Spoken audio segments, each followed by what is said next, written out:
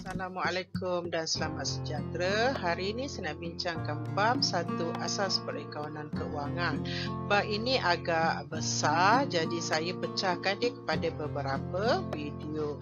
Okey, topik asas perekonomian keuangan ni adalah untuk pelajar-pelajar semester 1 perekonomian tingkatan 6.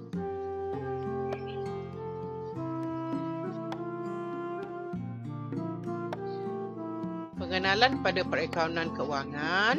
Yang pertama, subtopik dia perekonomian dan simpan kira. Takrif.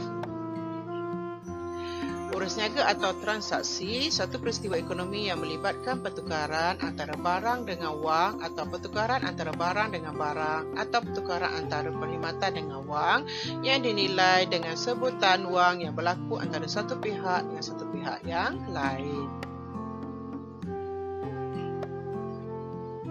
Simpan kira proses merekodkan peristiwa ekonomi atau urus niaga. Suatu urus niaga yang berlaku akan dicatatkan atau direkodkan dengan berpandukan maklumat daripada dokumen-dokumen perniagaan yang dikenali juga sebagai dokumen sumber. Contohnya invoice. Invoice ni adalah untuk urus niaga hutang. Nota kredit. Nota kredit ada apabila berlaku pulangan, dan resit. Resit ni melibatkan urus niaga tunai atau cek. Perekonomian, aktiviti-aktiviti atau proses yang akan mengenal pasti, merekod, mengelaskan, merengkaskan, menganalisis dan mengkomunikasikan maklumat-maklumat peristiwa ekonomi. Perekonomian dan simpan kira. Okey, kita lihat perbezaan antara perekonomian dan simpan kira. Biasanya perbezaan ni digalakkan dijawab dalam bentuk jadual lah. Tapi siapa yang nak buat dalam bentuk ayat pun boleh, tak ada masalah. Tapi pastikan ada perkataan manakala antara perekonomian dan simpan kira. Tapi memang digalakkan dalam jadual lah, memudahkan pemeriksa. Yang pertama, simpan kira. Sebahagian daripada skop perekonomian itu merupakan peringkat awal dalam proses perekonomian. Manakala perekonomian yang pertama skopnya lebih luas dari simpan kira. Okey, yang kedua skopnya untuk simpan kira mengenal pasti, merekodkan, mengelaskan, merengkaskan. Skop untuk perekonomian mengenal pasti, merekodkan, mengelaskan, merengkaskan, mentafsirkan, menganalisis, mengkomunikasikan maklumat. Okey, nombor 3, simpan kira berfungsi sebagai bukti wujudnya suatu urus niaga. Untuk perekonomian berfungsi sebagai maklumat keuangan untuk pembuatan keputusan, perancangan dan pengawalan. Okey, ini proses perekonomian. Tengok proses perekonomian ada mengenal pasti, merekod, mentafsir, menganalisis, melapor dan merancang. Manakala simpan kira ada dua sahaja, iaitu mengenal pasti dan merekod. Skop perekonomian keuangan. Yang pertama, mengenal pasti. Proses mengenal pasti peristiwa ekonomi ini bertujuan untuk mengumpul maklumat daripada urus niaga untuk direkodkan. Yang B, merekodkan aktiviti yang dilakukan oleh seseorang kaki tangan dalam sebuah perniagaan atau organisasi terhadap urus niaga yang berkaitan dengan menggunakan kaedah atau sistem tertentu bagi peristiwa ekonomi yang telah dikenal pasti. Ia dibuat berdasarkan dokumen sumber. Kita dah bincang tadi kan, dokumen sumber seperti invoice, nota kredit, resit dan sebagainya, dan mengikut urutan masa kronologi. Ia juga termasuk aktiviti mengelaskan dan merengkaskan urus niaga yang telah direkodkan. Yang C, mengkomunikasikan maklumat. Bahagian terakhir satu proses perekonomian, urus niaga yang telah direkodkan, dikelaskan dan direngkaskan akan dibentangkan dalam penyata keuangan. Penyata keuangan ni biasanya kalau bilikkan tunggal tu yang mudah lah. Dia ada penyata pendapatan dan penyata kedudukan keuangan. Supaya dapat disampaikan kepada pihak-pihak yang berkepentingan. Pihak-pihak berkepentingan selalunya pengguna-pengguna penyata keuangan lah. Aktiviti pelaporan maklumat atau penyampaian maklumat perniagaan inilah yang dimaksudkan dengan mengkomunikasikan maklumat. Lain-lain skop kamu boleh lihatlah di buku Oxford Peringkat 1. Saya tak boleh bincang lebih banyak lah sebab nanti mengambil masa yang lama untuk nota ni. Kamu boleh rujuk buku Oxford Penggal 1. Skop perekonomian keuangan. Okey, perakaunan keuangan satu cabang perakaunan yang menempuh usaha untuk menghasilkan penyata keuangan yang mematuhi undang-undang dan prinsip-prinsip perakaunan yang diterima umum. Dalam proses menghasilkan penyata keuangan, ia melibatkan perkara berikut. Pengumpulan maklumat keuangan dengan merujuk kepada dokumen-dokumen disediakan sebagai bukti urus niaga. Tengok dokumen yang saya sebut tadi kan, invoice, nota kredit, resit dan lain-lain lah. Itu sebagai bukti urus niaga. Perekodan maklumat dokumen ke dalam jurnal dan penghapusan maklumat jurnal ke ledger. Kita daripada dokumen kita akan masukkan ke jurnal, daripada jurnal kita akan postkan ke ledger. Pengelasan maklumat keuangan ke dalam 5 kumpulan iaitu aset. Aset ni harta perniagaan, liability tanggungan atau hutang perniagaan, equity ni melibatkan pemilik contohnya macam modal, hasil dan belanja. Analisis dalam perakaunan termasuklah penghitungan nisbah dan tafsiran ke atas nisbah yang dihitung bagi tujuan membuat penilaian ke atas kecairan. Tengok aset yang paling cair. Cair maksudnya paling cepat ditukar ke tunai. Kecekapan aktiviti, keberuntungan sebuah entiti perniagaan. Pelaporan maklumat keuangan adalah terdiri iaitu penyata pendapatan komprehensif. Ini untuk mencari untung atau rugi bersih. Penyata kedudukan keuangan ini menunjukkan aset, liability, equity semualah. Bidang-bidang perakaunan. Yang pertama adalah perakaunan keuangan. Aktiviti atau proses untuk mengenal pasti, merekodkan, mengelaskan, merengkaskan, menganalisis dan melaporkan maklumat perakaunan kepada pengguna luaran. Pengguna luaran ni orang di luar organisasi sesebuah entiti perniagaan. Perakaunan pengurusan, penyediaan maklumat untuk pengguna dalaman. Pengguna dalaman ni orang dalam organisasi. Jadi kita akan tiba topik ni kita akan bincang. Yang meliputi proses rancangan, kawalan, membuat keputusan dan penilaian prestasi. Perakaunan kos, satu kaedah sistematik untuk mengukur, merekod dan mengawal kontribusi yang terlibat dalam penggunaan bahan mentah, buruh dan overhead kilang. Pengauditan, perakaunan keuangan diperiksa kesahihannya untuk memastikan prosedur yang dikehendaki oleh akta dan piawai dipatuhi. Sambungan lagi, perakaunan sektor awam dikenali juga sebagai perakaunan kerajaan atau perakaunan bukan keuntungan. Ia diamalkan oleh agensi kerajaan dan badan berkanun mengikut prosedur yang terikat dengan peraturan undang-undang kerajaan dinyatakan dengan perkara 97 Pelbagai Persekutuan serta Seksyen 7 Akta Acara Keuangan 1957. Percukaian meliputi penasihat percukaian, perancangan cukai dan penyedia cukai. Perakaunan forensik.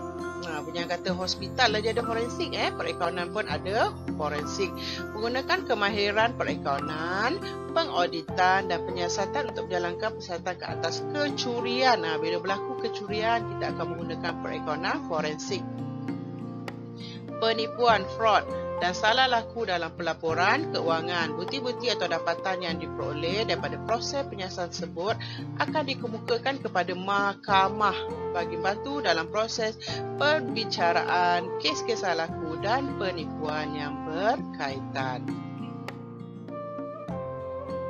Okey, kita pergi sikit pada sejarah. Sejarah ni tak begitu ditanya sangatlah dalam periksaan, tapi kita kena tahulah sedikit sejarah perakaunan. Seni perakaunan yang berasaskan sistem matematik logik, sistem jangka bergu telah dipahami oleh orang Itali sewaktu zaman Luca Pacioli. Luca Pacioli ini sebenarnya dikenali sebagai bapa perakaunan. Luca Pacioli ini adalah orang matematik, tapi dalam masa menulis buku, dia memperkenalkan sistem jangka bergu lah. Buku dia adalah buku matematik, tapi dalam buku matematik itu ada menceritakan sistem jangka bergu. Dari tahun 1445 hingga 1517 juga dikenali sebagai Fra Luca del Borgo. Perkembangan perakaunan di Malaysia secara ringkas adalah seperti berikut. Penghujung tahun 1970-an, pelibatan dalam IASC bermula dengan penggunaan IAS. Tahun 1980, Mia bersama dengan Mak Pa atau MIPA telah menerbitkan piawaian perakaunan untuk gunaan pelaporan keuangan di Malaysia dinamakan MAS. Tahun 1997, Sepak Atas Pelaporan Keuangan 1997 dikuatkuasakan. Dua buah badan bebas ditubuhkan untuk mengambil tanggungjawab bagi penetapan piawaian perakaunan, iaitu FRF yang mengawal selia aktiviti operasi MASB. MASB menerbitkan, meneliti, menambah baik dan menyediakan penggunaan piawaian perakaunan. Tahun 2005, MAS ditukar kepada FRS. Tahun 2011, FRS ditukar kepada MFRS. Syarikat di Malaysia wajib mematuhi keperluan yang ditentukan di bawah Akta Syarikat 1965. Okey, untuk makluman semua, Akta Syarikat ni telah bertukar lah. Ada yang baru. Jadi kita sebenarnya dah kena ikutlah akta yang baru. Tapi sebab nota ni kata Akta Syarikat 1965, saya ikut sajalah. Dan sebenarnya dah ada akta yang baru, kita kena ikut akta yang baru. Dan piawai MFRS dan juga peraturan-peraturan yang ditetapkan oleh agensi-agensi kawal selia yang lain seperti Bank Negara, Suruhanjaya Security, Lembaga Hasil Dalam Negeri, Suruhanjaya Syarikat Malaysia bagi tujuan pelaporan keuangan yang diterbitkan. 1.1.14 pengguna penyata keuangan. Pengguna yang pertama, pengguna penyata keuangan dalaman. Pengguna dalaman ni adalah pengguna dalam organisasi. Okey, lembaga pengarah dan pihak pengurusan yang memerlukan maklumat keuangan bagi tujuan pengurusan seperti perancangan, pengagihan kerja, penilaian prestasi dan kawalan. Yang kedua adalah pengguna penyata keuangan luaran. Ini adalah orang luar daripada organisasi, pula daripada pelabur, bakal pelabur serta pihak yang memberi pembiayaan kepada perniagaan seperti pembintang dan institusi keuangan yang ingin mengetahui prestasi perniagaan. Pengguna luaran, kepentingan dia pelabur sedia ada mengetahui nilai modal yang dilaburkan serta pulangan dividen. Bakal pelabur akan kongsi mengetahui potensi perniagaan. Pemberi pinjam kreditor menilai kebolehan perniagaan untuk bayar balik hutang bersama faedah atas pinjaman. Peminta mengetahui kestabilan perniagaan dan kemampuannya untuk menjelaskan hutang. Analisis keuangan atau perniagaan, mengetahui kestabilan perniagaan dan kemampuan perniagaan serta mengukur risiko yang mereka akan hadapi dan digunakan sebagai asas untuk membuat keputusan. Agensi kerajaan, Lembaga Hasil Dalam Negeri, Suruhanjaya Security dan Bursa Saham Kuala Lumpur menentukan kepatuhan perniagaan kepada undang-undang yang telah ditetapkan dan menentukan jumlah cukai yang harus dikenakan. Okey, satu topik seterusnya, 1.15 etika dalam proses perakaunan. Etika ni perilaku moral lah, etika laku moral. Okey, etika maksud piawaian atau standard perilaku moral yang munasabah. Peraturan ini bukan sahaja memerlukan para anggota mematuhi prinsip etika di bawah. Okey, terdapat 6 peraturan etika. Yang pertama, keobjektifan. Akauntan profesional tidak akan berkompromi atau bertolak ansur dengan keprofesionalan dan kepentingan atau konflik yang boleh mempengaruhi pihak tertentu. Integriti, akauntan mesti menyampaikan pandangan dan pilihan mereka secara profesional, sama ada negatif atau positif. Mereka tidak boleh mempunyai konflik kepentingan diri yang boleh mempengaruhi proses mengambil tindakan atau berurusan dalam jalan tugas mereka. Contohnya, kalau mereka ada ahli keluarga yang bekerja dalam organisasi yang sama, mereka tak boleh mengambil tak adil lah dekat sini. Jangan ada kepentingan keluarga di situ. Jadi patutnya keputusannya kena adil dan telus. Kerahsiaan. Kita tahu akauntan ni kalau bekerja melibatkan wang lah. Wang tu bukan sikit, banyak. Jadi selalunya maklumat organisasi perlu dirahsiakan. Okey, kerahsiaan dan berhati-hati. Semua maklumat organisasi perlu dirahsiakan oleh akauntan. Maklumat tersebut hanya boleh didedarkan bagi keperluan peraturan profesional atau peraturan undang-undang kerajaan saja. Maksudnya kalau ada keperluan kes di mahkamah, itu dikecualikan lah. Kalau tak ada, semua kena dirahsiakan.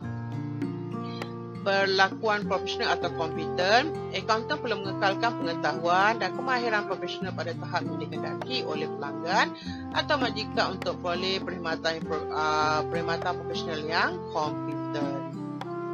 Kerjaya dalam bidang perekonomian. Ini saya tak bagi lengkap lah untuk nota lengkap, kamu boleh rujuk buku Oxford Penggal 1. Kalau saya nak bagi banyak nanti video ni akan panjang.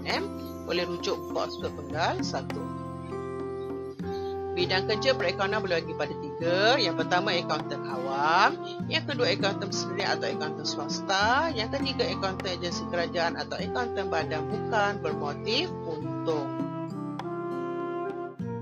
1.2, prinsip perekonomian diterima umum.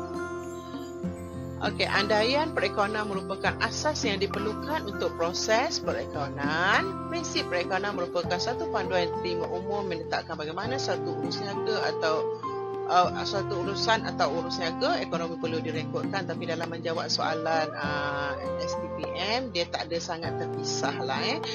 Tak ada mesti dalam satu ni lah. Tapi untuk notah ni dia pisahkan. Tapi menjawab soalan STP dia tidak terpisah.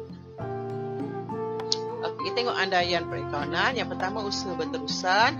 Mengandaikan sebuah perniagaan akan beroperasi dalam jangka masa yang tidak terbatas. Bila-bila dia operasi lah, itu andaian dia.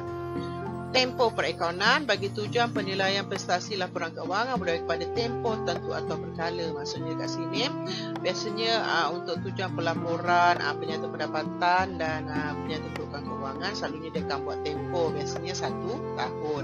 Tapi ada organisasi juga yang buat 3 bulan, 6 bulan. Ada ikut organisasi lah. Tapi biasanya 1 tahun.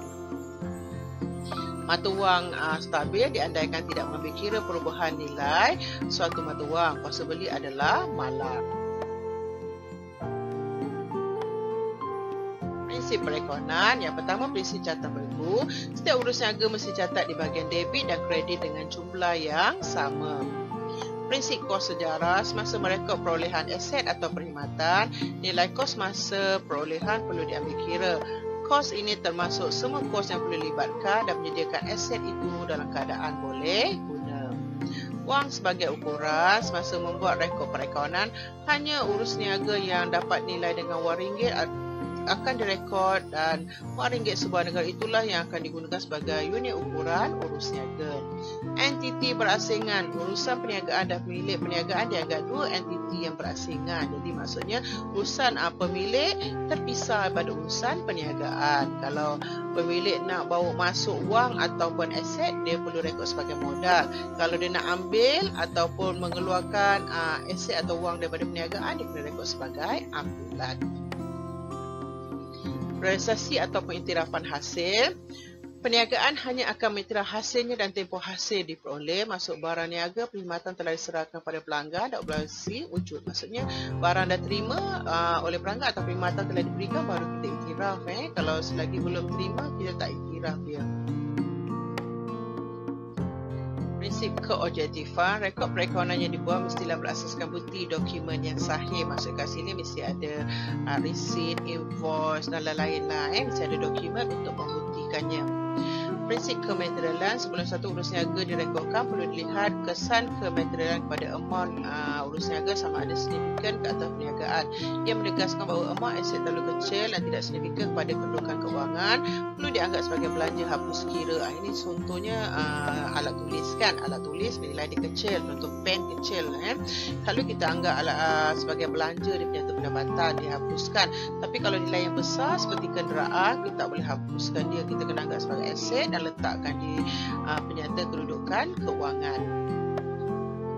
Prinsip ketekalan atau nama lain dia konsistensi.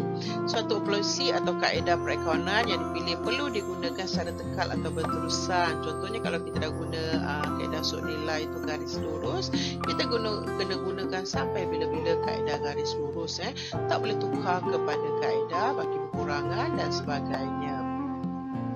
Prinsip konservatisme atau nama lain dia berhati-hati.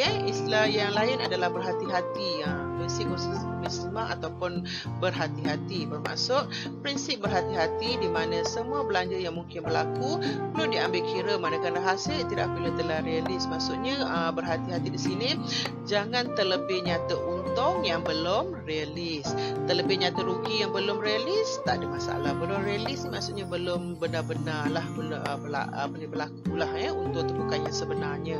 Jadi untung yang bukan sebenar tak boleh diiktiraf. Tapi kalau rugi yang bukan sebenar boleh diiktiraf. Itu maksudnya polisi berhati-hati jangan terlebih nyata untung untung yang belum pasti. Rugi yang belum pasti boleh diiktiraf. Prinsip pemadanan, hasil yang diperoleh dalam satu tempoh akan dipadankan dengan semua belanja yang terlibat untuk menghasilkan mendapatkan hasil dalam tempoh yang sama bagi menentukan untung atau rugi. Masuk ke sini semua belanja yang telah berlaku termasuk tak akru perlu diambil kira, dipadankan dengan hasil yang tempoh itu, termasuk juga hasil tak akru. Prinsip akrual maksud semua belanja yang belum dibayar tapi telah dilibatkan dalam tempoh perakaunan rekod sebagai liability semasa. Manakala hasil yang telah diperoleh dalam tempoh semasa belum diterima bayaran rekod sebagai aset semasa. Ini prinsip akrual dia ada kaitan dengan pemadanan. Prinsip pendedahan penuh memerlukan perniagaan memberi pendedahan penuh dan terperinci tentang semua maklumat yang berkesan kepada pengguna penyata kewangan untuk membuat keputusan. Semua maklumat yang berlaku, contohnya macam kebakaran, banjir dan sebagainya perlu didedahkan, didedahkan supaya pengguna penyata kewangan mudah membuat keputusan lah. Untuk memilihkan perniagaan, nota lengkap dia samalah, boleh dapat buku Oxford pegang 1. Saya tak bagi detail lah, nanti panjang video ni. Okey, yang pertama pemilikan tunggal. Pemilikan tunggal ni dia perniagaan yang cuma dimiliki oleh seorang pemilik sahaja, modal dia kecil lah. Untuk perkongsian, ini lebih daripada seorang lah, seorang pemilik dia dan dia adalah penjaja perkongsian atau perkongsian dan sebagainya lah, ada syarat-syarat dia. Syarikat ada dua, syarikat sedia berhad. Syarikat sedia berhad ni dia menjual saham untuk golongan yang dikenali saja. Tentulah syarikat awam berhad ni boleh berjual syarikat kepada orang awam. Nota yang lengkap ada dalam buku Oxford lah, kau boleh baca sendiri. Okey, kita lihat contoh. Mengapakah perakaunan dikenali sebagai bahasa perniagaan? Okey, jawapan dia, perakaunan dikenali sebagai bahasa perniagaan kerana saya bagi 3 jawapan, boleh pilih mana-mana lah, mana satu. Ia merupakan alat untuk menyampaikan maklumat kewangan perniagaan kepada pengguna penyata kewangan untuk bolehkan mereka buat keputusan ekonomi. Yang saya beritahu tadi, pengguna kewangan ada dua lah, pengguna dalaman luaran kan, untuk membolehkan mereka buat keputusan lah. Ataupun yang kedua, perakaunan merupakan perkataan, angka-angka atau simbol untuk menyampaikan maklumat kewangan bahasa perniagaan kepada pembuat keputusan. Pengutusan perlu memahami makna perkataan dan simbol ini untuk memahami maklumat yang terkandung dalam penyata dan laporan kewangan yang disediakan oleh accountant. Atau yang ketiga, perakaunan dalam bahasa Arab bermaksud mengira atau menyukat, iaitu menyukat pergerakan keluar dan masuk wang atau harta. Maka hanya urus niaga atau peristiwa ekonomi sahaja yang dapat disukat dengan nilai kewangan untuk dipahami oleh pengguna penyata kewangan sebagai alat komunikasi dalam perniagaan. Jadi ada 3 jawapan, boleh pilih mana-mana satu. Contoh 2, nyatakan 3 kepentingan perakaunan kepada masyarakat. Jawapan dia, membolehkan perniagaan beroperasi, memberi kesan kepada polisi perniagaan dan awam, sebagai alat menyampaikan maklumat perniagaan, sebagai alat membantu dalam membuat keputusan ekonomi dan perniagaan, sebagai alat untuk menilai kepayaan dan prestasi intensi perniagaan dan bukan perniagaan. Yang terakhir sebagai alat kawalan. Dia minta 3 sajalah, saya bagi extra. Okey, ini antara contoh-contoh soalan teori lah, tak boleh elak lah. STP perakaunan memang ada soalan teori. Contoh 3, bagi setiap urus niaga yang berikut, nyatakan prinsip atau andaian perakaunan yang dipatuhi atau tidak dipatuhi dan berikan ulasan untuk jawapan anda. Ini dia ada bagi beberapa lah. Saya terus setiap satu, saya terus beri jawapan supaya kamu mudah dan nampak. Okey, yang pertama, Encik Kamal menjalankan perniagaan menjual barangan antik. Salah satu polisi barangan antik dalam simpanan beliau yang dibeli 3 tahun yang lalu dengan harga RM2,000 telah meningkat nilainya kepada RM3,500. Encik Kamal telah merekodkan barangan itu pada nilai pasaran. Nampak? Harga asal dia RM2,000 tapi nilai pasaran jadi RM3,500. Dan Encik Kamal ni dah merekod harga pasaran, harga RM3,500 yang lebih tinggi. Okey, kita tengok jawapan dia. Dalam kes ini, Encik Kamal tidak mematuhi prinsip kos sejarah. Ulasan dia atau keterangan dia, mengikut kos sejarah, urus niaga hendaklah direkodkan mengikut kos belian asalnya. keluarganya. Okey, yang kedua, Encik Ramli ingin memulakan perniagaan menjual perkakas elektrik. Beliau memindahkan pemilikan sebuah bangunan miliknya sendiri kepada pemilikan perniagaan. Beliau menganggarkan bangunan itu bernilai 100 RM155,000. Manakala jurunilai Bertauliah menilai bangunan itu pada harga RM148,000. Bagaimanapun, Encik Ramli telah merekod bangunan itu bernilai RM155,000. Tengok jawapan dia. Encik Ramli tidak mematuhi prinsip keobjektifan. Urus niaga hendaklah direkod menggunakan asas objektif yang boleh disahkan. Maksud kat sini ada dokumen boleh buktikan. Okey, dalam kes ini penilaian dari jurunilai Bertauliah adalah lebih objektif sebab bila jurunilai ni buat penilaian, dia akan keluarkan satu dokumen. Jadi ada benda yang boleh buktikan berbanding dengan angka yang dianggap oleh Encik Ramli. Encik Ramli tak ada dokumen, dia cuma anggaran saja. Tapi jurunilai Bertauliah ni akan keluarkan dokumen yang mengatakan harga tu adalah RM148,000. Yang ketiga, rekod syarikat Coronas Sdn Bhd menunjukkan nilai kos inventory akhir berjumlah RM9,000. Walau bagaimanapun, nilai bersih inventory yang dirilis ialah RM85,000.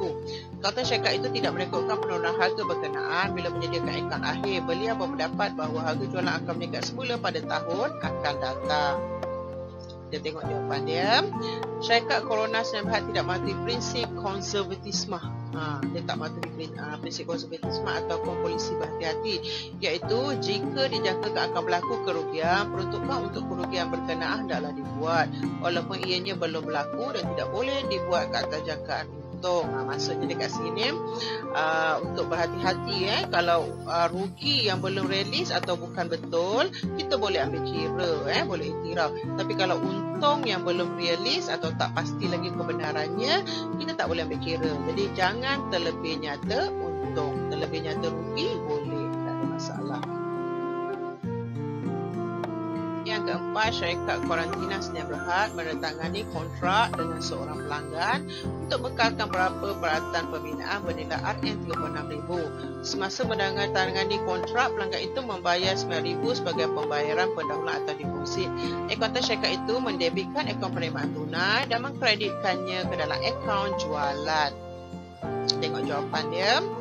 Akauntan syarikat tidak mematuhi prinsip realisasi atau pengiktirafan hasil, iaitu sebarang hasil tidak boleh iktiraf dalam akaun selagi perkhidmatan belum diberi atau barangan belum dijual. Dalam kes ini, syarikat Kuarantina Sdn Bhd sepatutnya tidak menganggap pendahuluan atau deposit sebagai hasil, sebaliknya merupakan liability yang perlu ditunaikan. Maksud kat sini, barangan atau perkhidmatan belum diberi lagi. Jadi itu cuma bayaran pendahuluan, kita tak boleh iktiraf dia sebagai hasil. Kita kena anggap dia sebagai liability, liability kita akan masuk di nyata kedudukan kewangan. Okey, jika rasa video ini bermanfaat, bolehlah like, share dan subscribe. Sekian, terima kasih. Assalamualaikum.